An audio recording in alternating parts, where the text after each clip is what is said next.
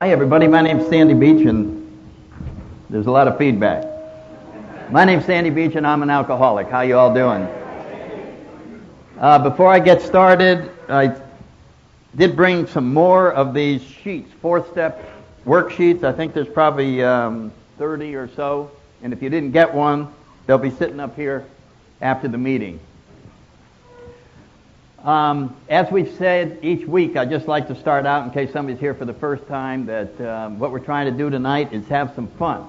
We just want to sit back and have an hour of enjoyment. So if you feel like you want to get a cup of coffee during the meeting, you want to go to the bathroom or whatever, just feel free to wander around, and we'll keep the meeting going, and it won't embarrass anybody, so just relax and enjoy AA, because that's what this is all about. I did this last night, and I enjoyed it so much I'm going to do it again. How many people have one of these books? Well, I see a few hands in the audience of people who have our big book called Alcoholics Anonymous. And the reason I brought this up is that if you go home and it has a red and yellow cover, it could be a first edition. And it might be worth as much as $23,000. So that would be the number one thing to go look at this.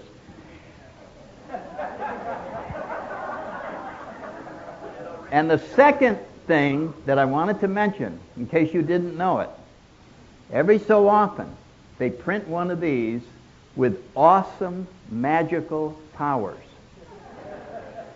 And the owner of that volume will find that their life will be completely transformed.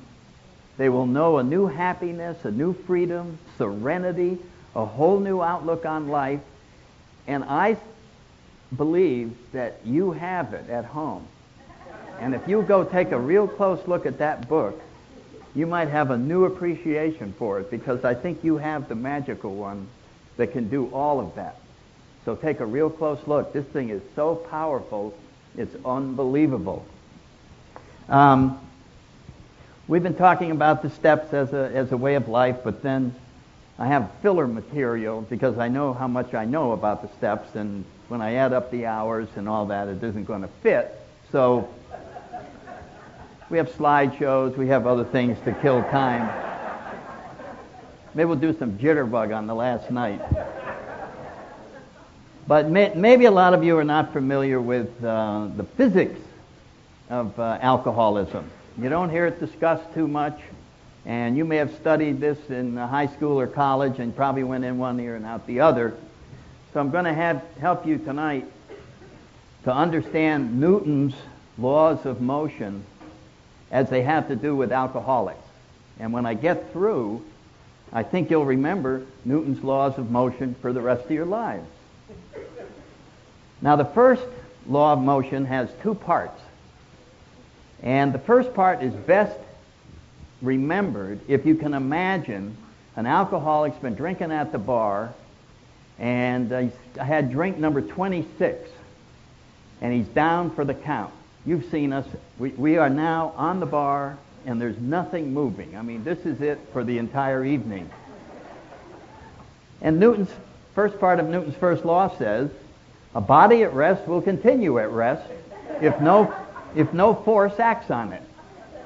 So this body will sit there until a policeman comes along and the owner carries him.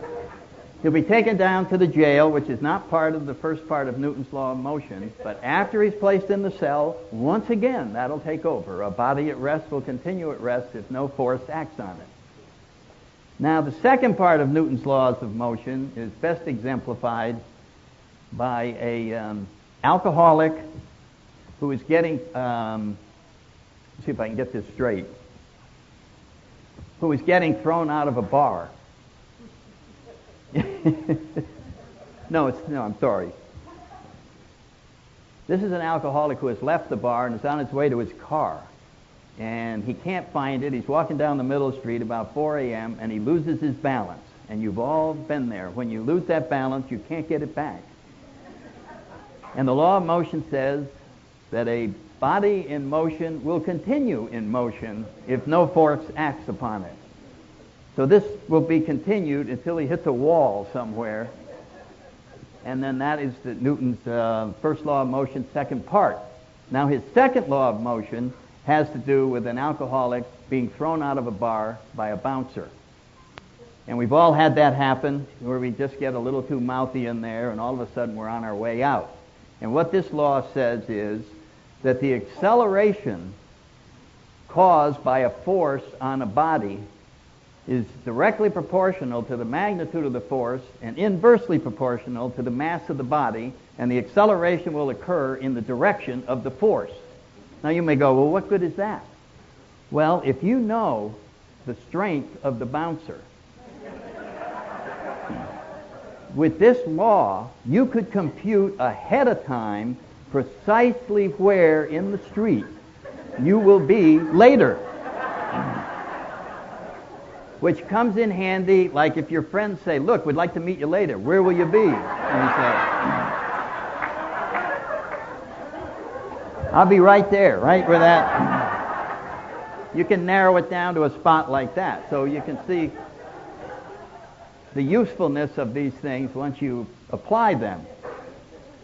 And Newton's third law of motion is best exemplified by an alcoholic getting his teeth knocked out by someone's fist, who has probably erroneously mistaken him for someone else. And this law simply says for every action there's an equal and opposite reaction. And if you understand this law and you can put all the numbers in the formula, you can compute ahead of time exactly where the teeth will land on the street. You will know where they are. And also, for insurance purposes, you can compute the damage done to the fist, which is helpful. Now, the last thing I want to share with you before I get started on this is something out of solid geometry, which is the volume of a sphere, which, of course, the volume of a cylinder, which is the shape of a drinking glass. And the volume of a cylinder is pi r squared, that's the area of the base, times the height. And that'll tell you how many cubic centimeters of liquid that cylinder will hold. But when you're dealing with an alcoholic, the formula has to be modified. And it's modified, and it says that the volume equals pi r squared h minus TF, which is the trembling factor.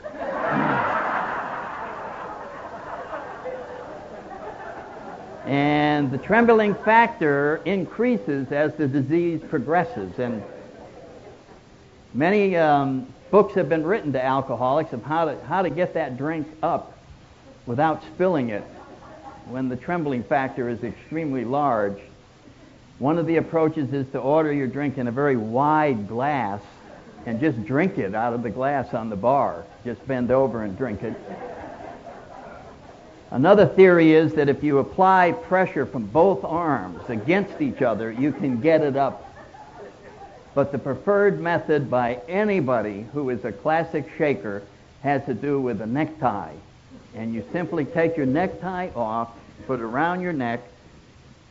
The hand you're going to grab the glass with, you wrap the tie around several times. You put the hand on the bar. Don't try to reach the glass in the air. Slide the hand along the bar so you don't knock it over with a spasm. Just slide, slide, slide. Exert gentle pressure on the glass, right around the middle of the glass. Grab the other end of the tie right here. Pull it up. Pull it up like that. And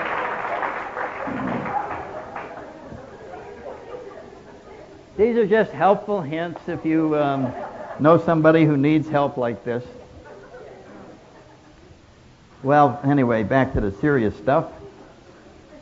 We are talking about the seventh step tonight, humbly ask God to remove our shortcomings. And it's a beautiful step. It's the shortest step of all. It's got the shortest number of words. And in the big book, it's... I'm going to talk about something else here. Let's read this prayer to get started. Page 76. My Creator, I am now willing that you should have all of me, good and bad. I pray that you now remove from me every single defect of character which stands in the way of my usefulness to you and my fellows. Grant me strength as I go out from here to do your bidding. Amen. We have then completed step 7. And when we look in the 12 and 12, we find that there's a pretty large amplification of this prayer, and Bill has expanded quite a bit some thinking about this. But when you read this paragraph, and this is for brand new people, go to your sponsor with these questions. Question number 1. I've always liked to dream these up, and then you drive sponsors crazy when somebody shows up with these questions. Question 1 is, ask them, is there any conflict between the promises where it says we'll be amazed before we're halfway through, and the sentence in chapter 5 which says half measures avail us nothing? So just go back and ask them that.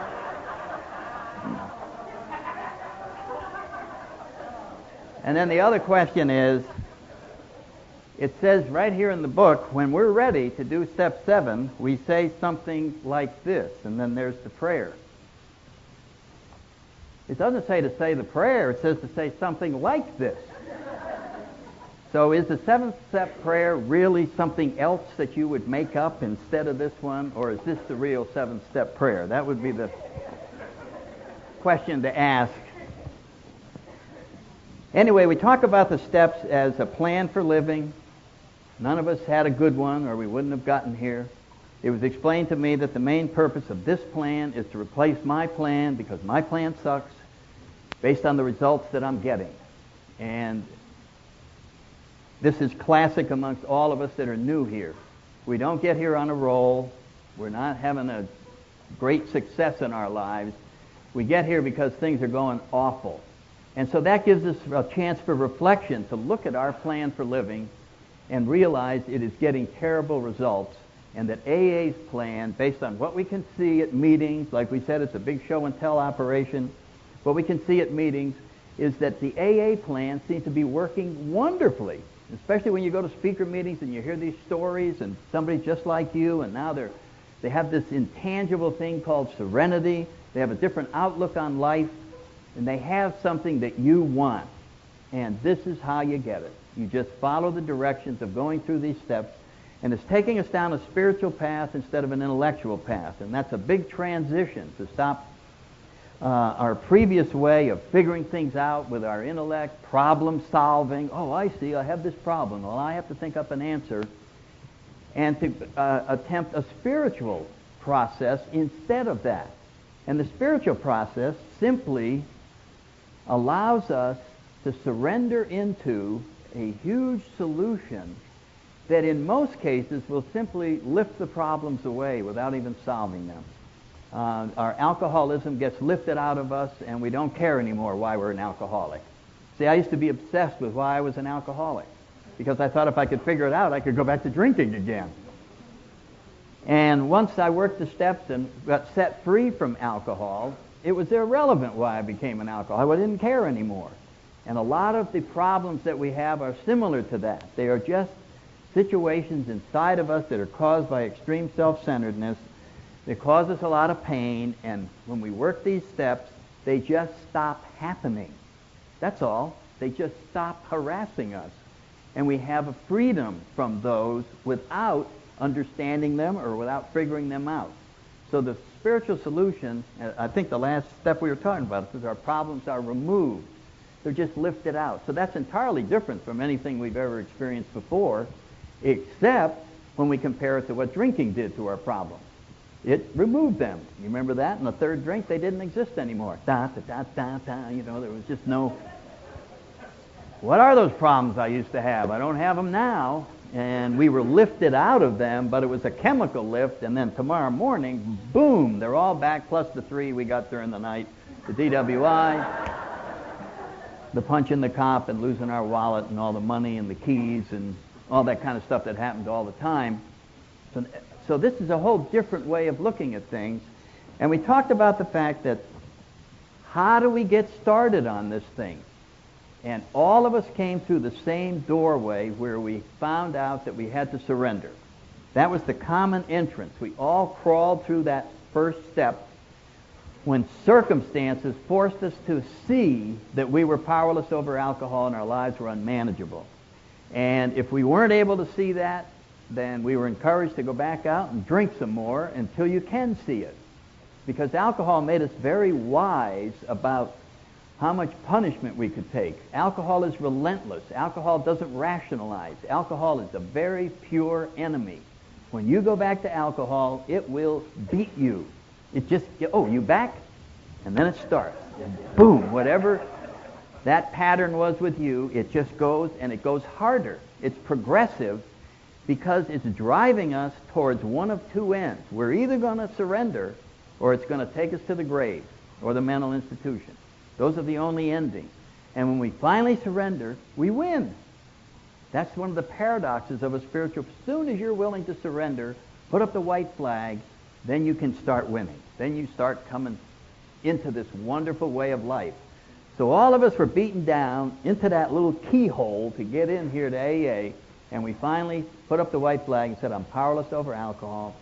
My life's unmanageable, and I understand deep in my heart that on my own there's no way I can avoid taking the first drink, because that's the part that kills us, is that we do not have the resources on our own to have a defense against the first drink.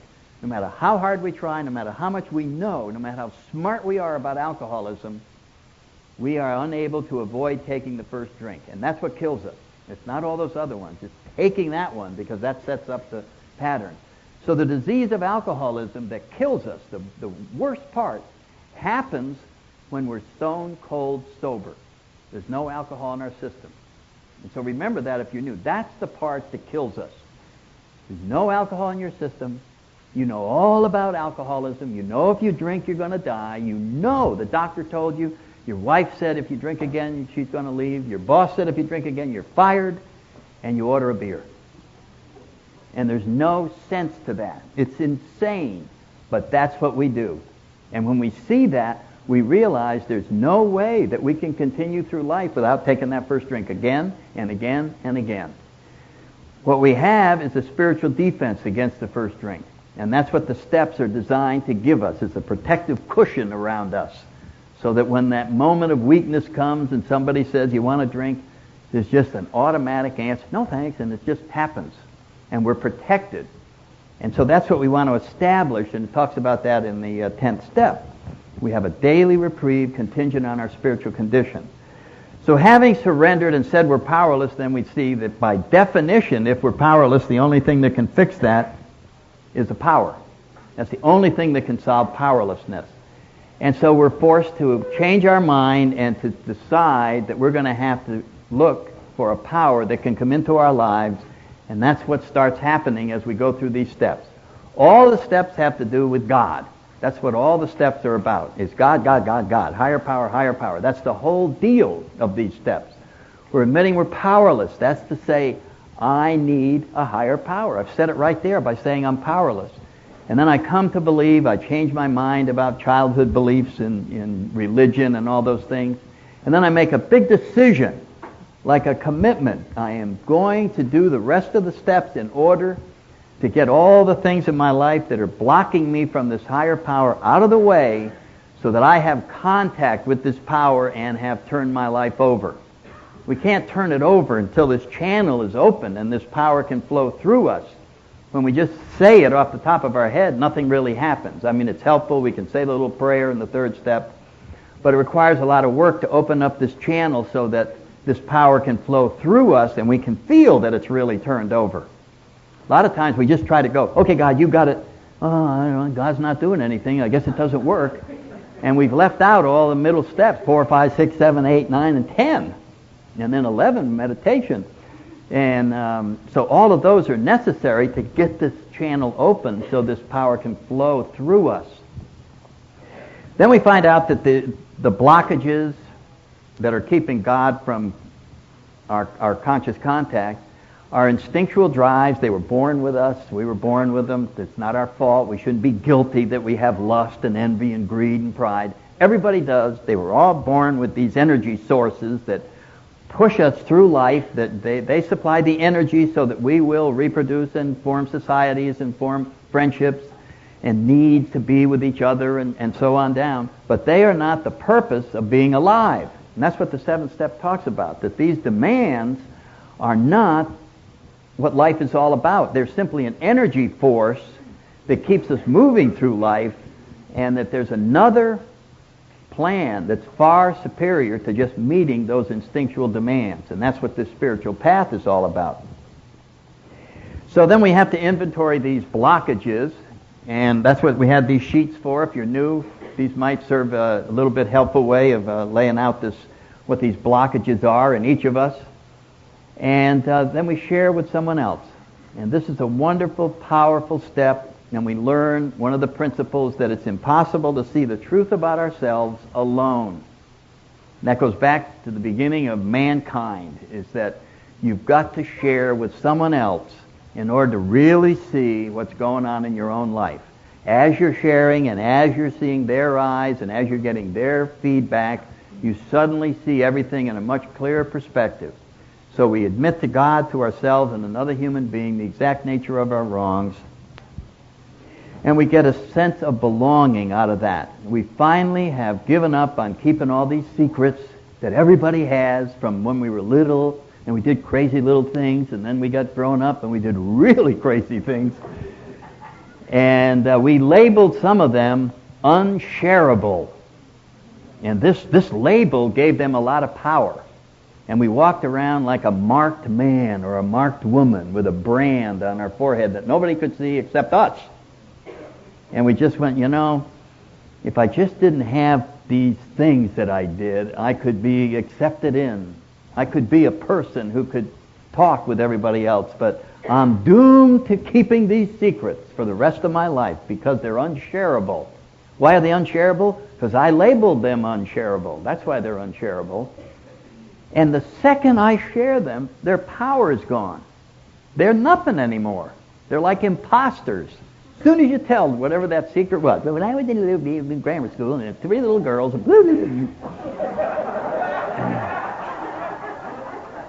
and whatever you feel, shamed or guilty or whatever it is, and then somebody else goes, yeah, so? And you go, well, why did I hide that all these years? And its power is gone. It's just like the Wizard of Oz, behind the screen there, whoa, whoa, whoa, and then you run back, just some little clown going, whoa. And that's all those secrets ever were. There were little clowns back there going, woo, and we're just shaking in our boots that somebody might find out what this was and know the truth about us. And once this comes out and we're comfortable, then we realize for the rest of our lives, and we'll see that in the 10th step, we're going to be sharing. This is going to be our way of living. No more Mr. or Mrs. Isolation. No more loners. None of that. We're slowly going to overcome those tendencies, and that's what meetings are for. And that's what sponsors are for. And have sponsors, have close AA friends. Go to dinner on a regular basis. Do things together so that people can see you and they can say to you, Karen, Mary, what's wrong? Because they know that you look different than you did because they see you all the time. And then they pry it out of you. And then you feel better. And so that's where we are in AA. We're like little trains that are going around a track, and every so often it falls off. And when you fall off, you can't get back. So the next person coming along goes, hey, I'll put you back on the track. And now you're running again. And then the other guy falls off, and you come along, put him back on the track. And if we all keep our eyes on each other, we can keep each other on the track. It's a we program. And so that's how we operate. Now, what our ego is saying is we fall off the track and we go, don't let anybody know I fell off the track. Don't let anybody know I fell off the track. Now, if you've ever seen a train off the track, it's pretty obvious. It's off the track. The wheels are up in the air and everything like that. So your friends come by and they go, Joe, are you off the track? No.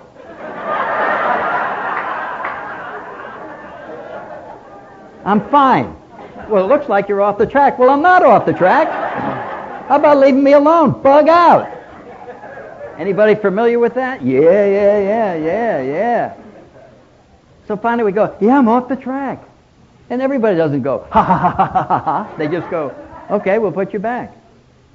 And that's it. That's the end of the whole deal. But boy, we can take a spill off the track and turn it into a federal case and keep that a secret for a month. And now we don't have to do that anymore. So that begins in this 5th step when we finally start with another human being, and then we're able to share with other people, and we suddenly realize The world is a lot safer than we thought. People are much more trustworthy than we thought. And the reason that other people become trustworthy is that we become trustworthy. And we become honest. Because I used to say, how could there be trustworthy people in the world? I'm not. And I'm about as good a person as I know. So what's this stuff that there are trustworthy people? I don't, and then as soon as I start becoming trustworthy and show up for meetings and do what I told people I was going to do, then I say, I'm trustworthy. Then I go, well, there's probably a few others around. And then I realize, yes, we are. So we start seeing the world differently right after the fifth step. Really start seeing, there's a lot of those fifth step promises, both in the big book and the 12 and 12. And it really is, it's a great sense that you're going to have to reassess a lot of ideas that you had about the world. Most of sobriety, all the way, whether it's year 1 or year 40, is looking for another idea where you got it wrong and get rid of it. That's it. That's what it's all about. Is what else could I be wrong about? What other slant do I have on something that's wrong? Because as soon as I get rid of it, I'm free of that and I'm moving again. See, these things are offering resistance to life. Wrong ideas, being wrong. They cause conflict. They cause disharmony as we move along. As soon as we can find something else that we're wrong about, it's gone. So we begin this in this fifth step. And we continue it for the rest of our lives in the 10th step. When we're wrong, promptly admitted it. And I remember, I may have said this on an earlier tape, I don't know, but I remember the first time my sponsor got me convinced that whatever it was, that I really was convinced. I had a conviction about whatever we were discussing. But after he pounded and pounded, I finally said to him, and I felt like I was being so open-minded, I said, you know something, Bill? You're right. And he said, no, you're wrong. And I remember going, well, it's the same thing. He said, well, say it. And boy, it was much harder to say, I'm wrong, than it was to say, you're right. And it was like, I'm wrong. And I can't hear you. I'm wrong. And as soon as I said I'm wrong, it was like I was free. I was free from that stupid idea. See, a lot of us are locked into stupid ideas because we thought them up.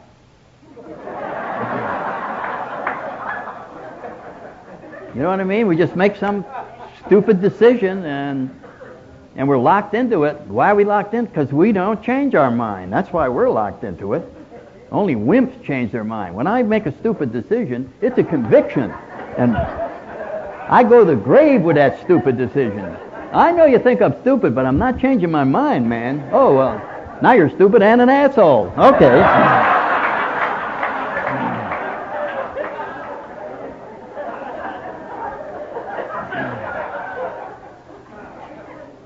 Remember, these one-liners, I can't remember if they're on earlier ones.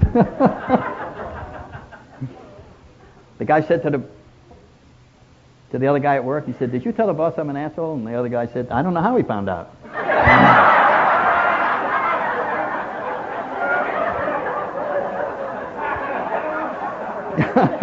I guess I didn't tell that one. Okay.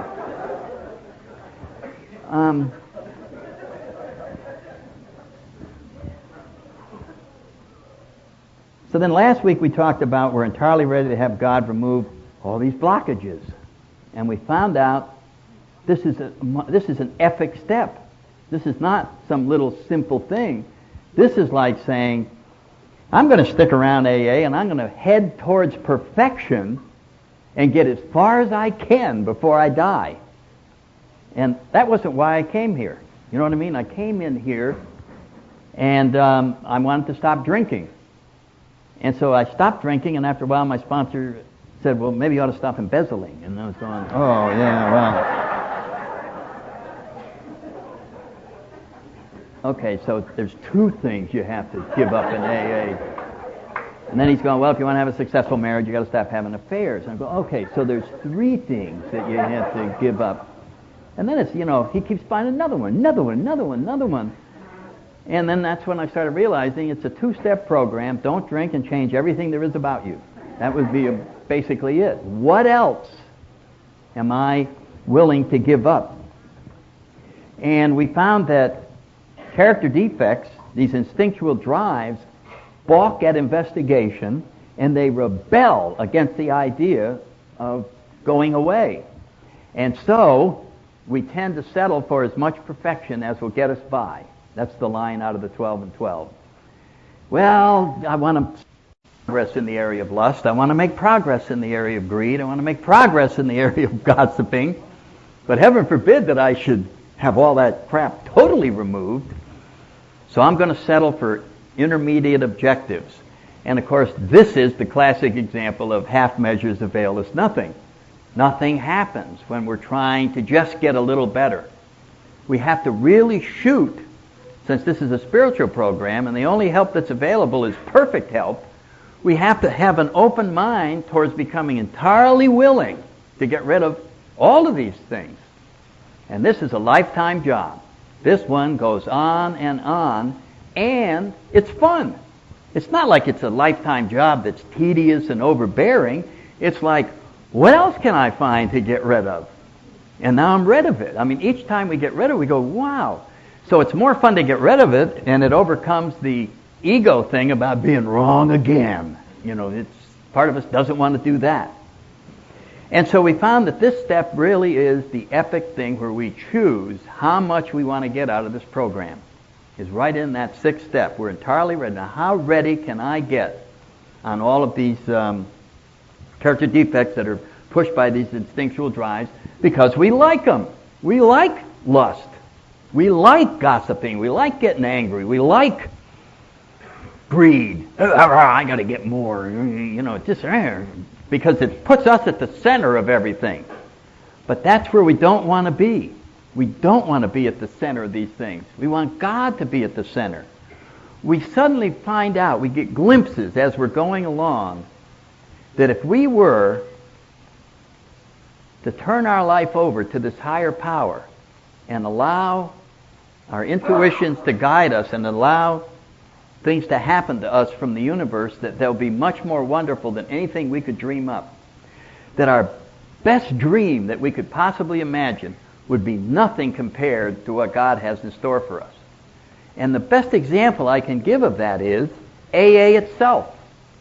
Could you in your wildest dreams have ever imagined, back out when you were drinking, that the most precious thing you would ever be given is AA, where you sit in these stupid meetings night after night, having your life transformed? You couldn't conceive of this. What do? You go in a room? Huh? Get a cup of coffee? Huh? Talk about what? Resentment and then go home? No, I don't think I'm into that. I think I'll go over to a massage parlor. I mean, I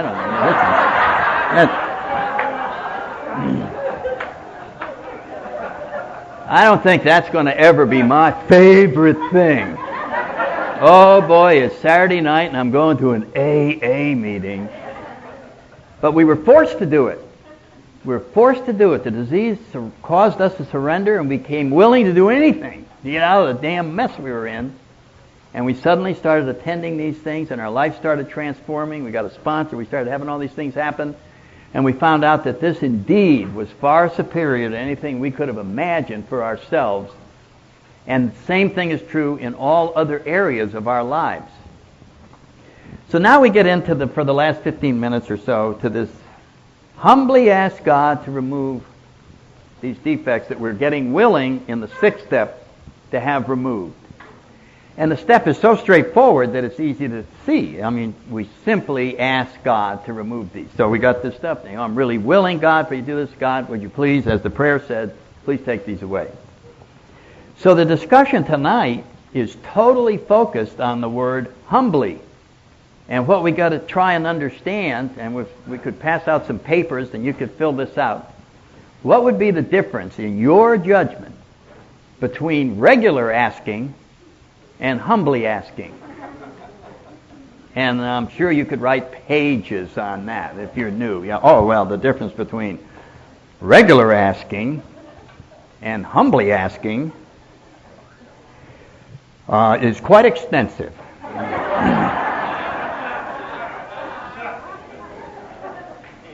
Like what? Well, and if you're like me, that'd be it. That'd be about it for the whole damn thing. Humbly asking. And I got thinking about it, and I said, humbly? I don't ever remember using that word. I saw some meat guy in a movie, and I guess he was humble, and everybody crapped all over him, and that was, I don't have anything big I remember about that. Then I remember Going My Way was a movie with Bing Crosby, and there was a nun in there who looked humble the whole movie. She had the habit, and it was just the way the light caught her face. And it was recorded in my memory as humble. Whenever I think of that movie, and there she was, and it was like, humble. So I thought maybe if I went up to my room, I always go up to my bedroom when I'm going to work the steps, and I kind of got the list, and I got in front of the mirror. God?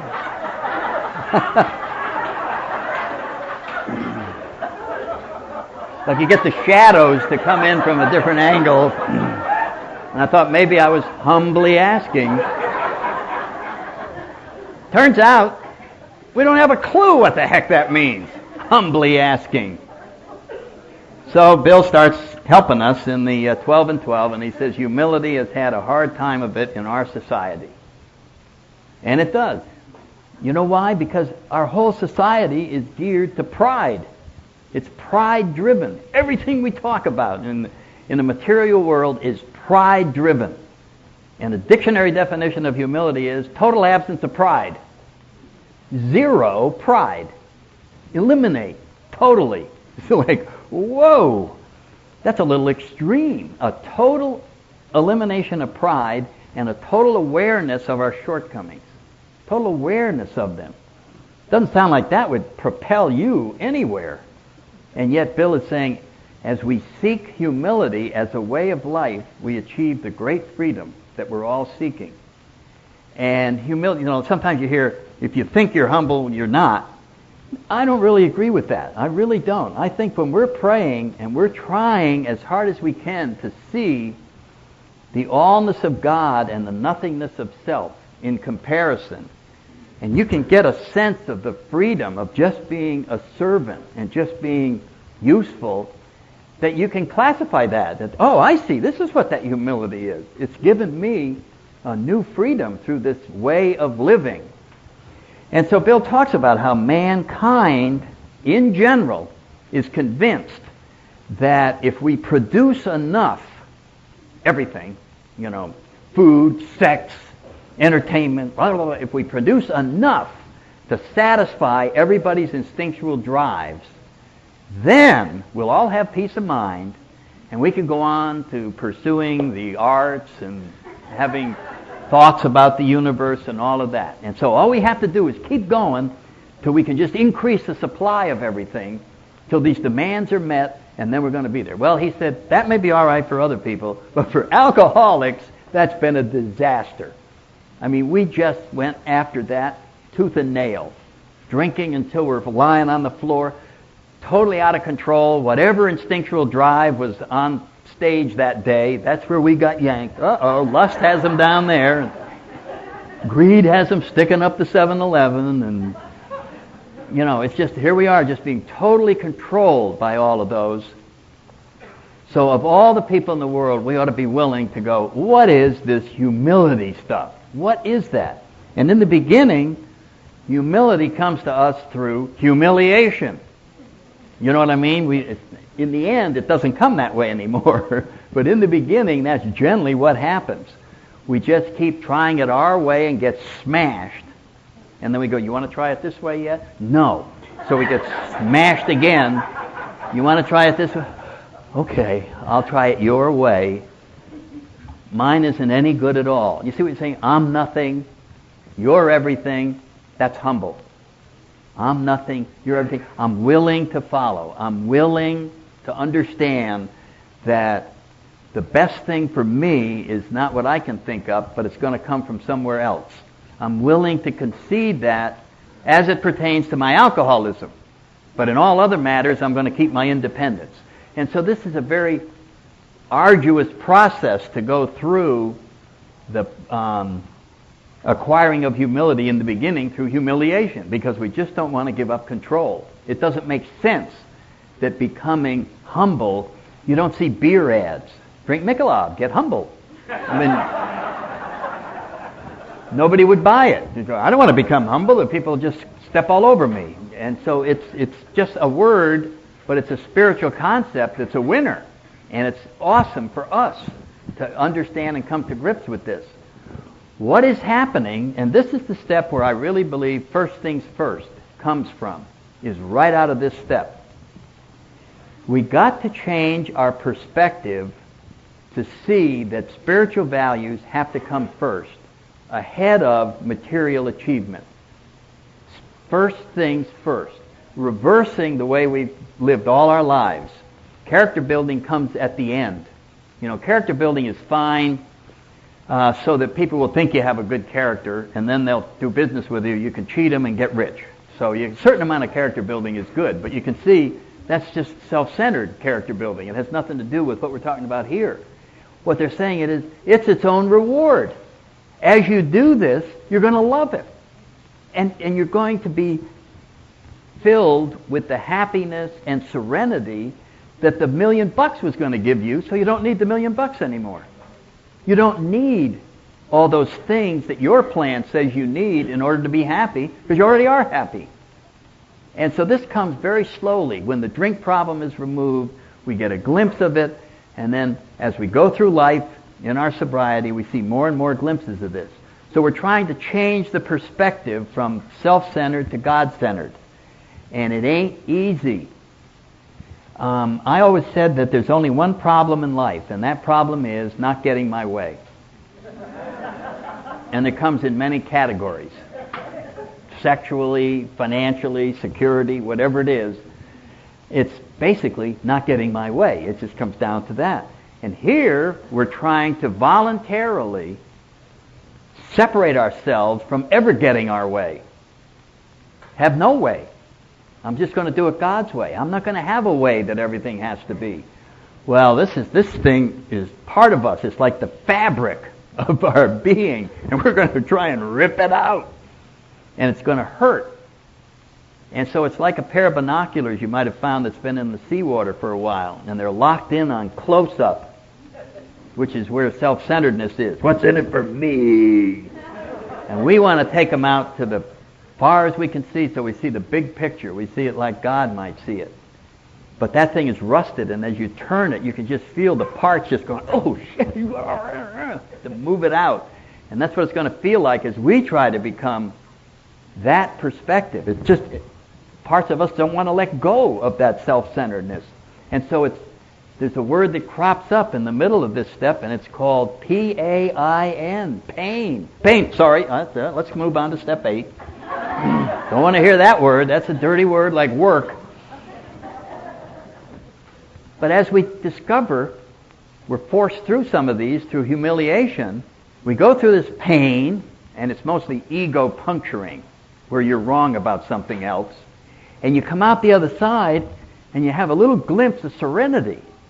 And you start putting 2 and 2 together, and you go, hey, every time you go through that little bit of pain, ego puncturing, when you come out the other side, whew, maybe it's worth it to go through that. Maybe it is. And we start maybe changing our attitude about humility. Maybe it would be worth the effort to go through this and try and become transformed. Get that binoculars moved all the way out. Maybe if I would be willing to try that in all areas of my life. The story that I like to tell about humility as we're getting near the end of the time is the one about the bars of iron that were in the horseshoer's place. Farrier, I think, is the correct name for a blacksmith. And they had been up on a shelf. They were supposed to be horseshoes, and they'd been up there for 20 years, just not inventoried or anything. And finally a new blacksmith took over, and he started inventorying the whole thing, and he found them up there. There's hundreds of them. And they had been sitting in that under that brown paper with all that dust and all that banging for all those years, and they were complaining about life. Is this all there is to life, sitting on a goddamn shelf hearing all that noise? Sitting around with you smelly guys, and we never get to leave, like guys in a bar complaining about life. I got the worst boss in the world, and going back and forth. And how awful life is, and all of a sudden, boom, the light's so bright, and they go, what? And the blacksmith's going, good news, guys. You're not supposed to be up here. You're not supposed to be wasting your whole life sitting on that shelf for, yeah. I knew we weren't supposed to be up here. It's rotten up here. I hate it up here. Yeah, you're supposed to be horseshoes. You're going to be on a horse, a wonderful creature. You're going to go all over hills and valleys, streams. You're going to see the world. You're going to be out there doing things you never dreamed. Yeah. I knew, goddamn, we didn't want to be up here. This is the worst freaking place I've ever been. Well, let's go. Well, first I got to show you how you become a horseshoe. Okay. And they're all watching, because they can hardly wait to get going on the horse. So he grabs one of them and sticks it in the flame till it gets red hot, puts it on the anvil with a big hammer, boom, boom, boom, boom, in the hot water, back in the flame. They're watching all this stuff. Their eyes are bugging out like that. He punches some nail holes in there, and then he holds it up and he says, now there's a horseshoe. And they're going, well, it's not that bad up here.